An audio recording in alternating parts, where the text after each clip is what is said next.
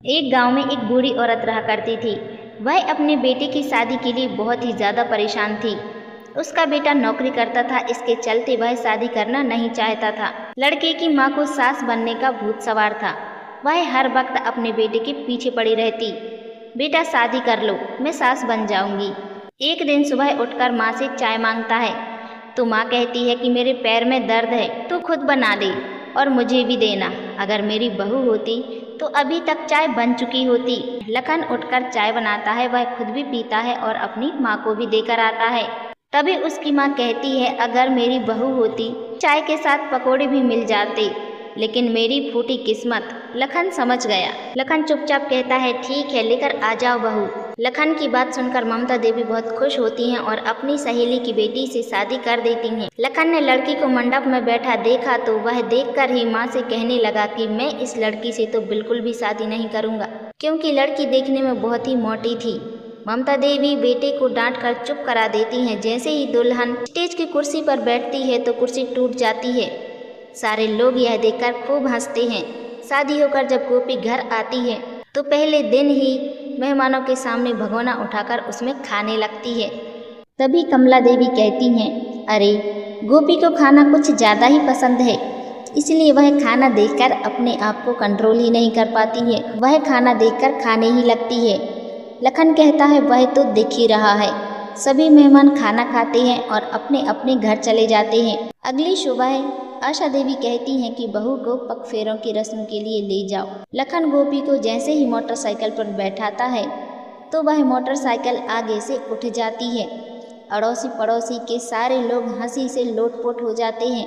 बच्चे चिढ़ा चिढ़ा कर खूब हंसते हैं और कहते हैं, मोटी आंटी, मोटी आंटी। लखन को बहुत गुस्सा आता है। तभी गोपी बच्चों को पत्थर फेंककर मारने लगती है। लखन यह सब देखकर और भी ज़्यादा परेशान हो जाता है और गोपी को बिठाकर उसके मायके ले जाता है। उसके मायके में लखन जैसे ही अंदर जाने लगता है, गोपी का पैर फिसल जाता है और वह लखन के ऊपर गिर जाती है। लखन चिल्लाता है, लेकिन गोपी अपने इतने मोटापे की वजह से उठ ही नहीं पाती है और लखन का एक हाथ टूट जाता है। उसकी सारी सहेलियां खूब मजाक उड़ाती हैं और लखन वापस घर आ जाता है और अपनी माँ को सारी बात बताता है, लेकिन माँ को तो कुछ असर ही नहीं हो रहा था। आशा देवी गोपी से कहती हैं कि सुबह आलू के पराठे बना लेना। सुबह होती है, लखन और आशा देवी सुगंधित पराठों की खुशबू ले रहे थे। आशा देवी कहती हैं कि आज तो बहू के हाथ के गर्मा गर्म पराठे खाने का मजा लूंगी। तभी आशा देवी पड़ोस की शीला को बुलाते लेती हैं और कहती हैं, आओ मेरी बहू के हाथ के गर्मा गर्म आलू के पराठे खाओ, बहुत ही अच्छी खुशबू आ रही है। आखिर तुम भी तो देखो कि मैं कितनी अच्छी बहू लेकर आई हूँ। यह सुनकर शीला देवी आ जाती हैं और पराठों का इंतजार करने लगती हैं। काफ़ी इंतजार के बाद आशा देवी बहू को आवाज़ लगाती हैं और कहती हैं कि पराठे बन गए हो तो लेकर आ जाओ। तभी गोपी एक थाली में 2 पराठे रखकर लाती है। यह देखकर आशा देवी गोपी से कहती हैं कि यह 2 पराठे शीला को दे दे और एक थाली में लखन के लिए पराठे ला दे, दूसरी थाली में मेरे लिए ला दे, क्योंकि खुशबू बहुत ही अच्छी आ रही है। लेकिन गोपी कहती है, माँ जी पराठे तो सिर्फ 2 ही हैं, आपको तो पता है ना मैं भूख की कितनी कच्ची हूँ। अगर मुझे कुछ स्वादिष्ट खाना दिख जाता है तो भूख लगे न लगे मैं खा ही लेती हूँ। तभी पड़ोस की शीला कहती है कि आशा देवी तू तो बहुत ही अच्छी बहू लेकर आई है, यह पराठे तू ही खा ले, मैं चलती हूँ, पराठे बहुत स्वादिष्ट थे। हंसती हुई शीला चली जाती है।